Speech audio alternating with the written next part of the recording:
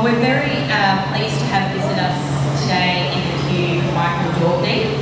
He sits on the advisory committee for ClearThinking with me, but we never really get a chance to talk about what work we do, Michael. No, we don't.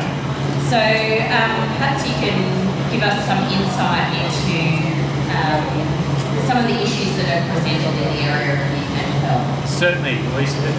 I'm a child and adolescent psychiatrist, and I think overall there's three really big issues. The first one is, in a sense, more community awareness. So we do know from statistics that only 20% of adolescents who need help are getting help. The second one is more services. We've got really good services, but we need more. And the third one is research. Okay? And we need that combined clinical research focus. I can mention why for a few reasons. We do know that adolescents do get depressed, and we know even with our current treatments, adolescent depression can become chronic and it can impact on kids' future trajectories. I know if I see an adolescent come to me, if parents bring adolescents to me who are quite unwell, I'm still not certain at times what the best treatment will be and what to actually say to the parents about how the next 2 years will be.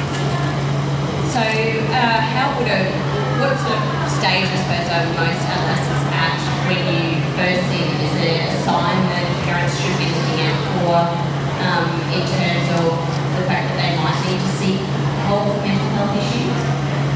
Well, like the rest of the world, in the services I work in and in my private practice, we tend to see the adolescents when they're well down the track of developing serious illnesses. Where the focus that we're trying to shift very much is with the support of schools and with the support of parents, looking for significant changes in adolescents. Okay, so that's one of the big issues, and in particular, if an adolescent becomes withdrawn. So things like if teachers notice and let parents know if they're noticing falling school marks, being quite withdrawn in class, or if parents themselves notice that their adolescents becoming withdrawn. So we're here today on behalf of ClearThinking, and there's more information obviously on our website at clearthinking.com.au. But what our primary purpose at the moment, as you already know, but as maybe the public doesn't, is to join together research with clinical services to improve the outcomes for young people. So the centre is quite innovative, as I understand it. How does it actually differ from what's available now? Well, in a sense, one of its strengths and focus would be that doing cutting-edge research, which is specifically for the clinical delivery of services. So one of the big realistic challenges is our current services, both public and privately, are just so busy that it's very difficult for them to be able to carry out important research, basically.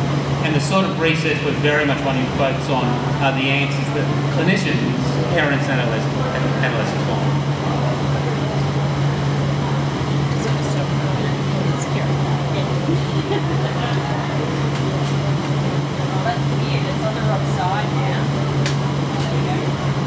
Standard. Sorry, just stop this for a second.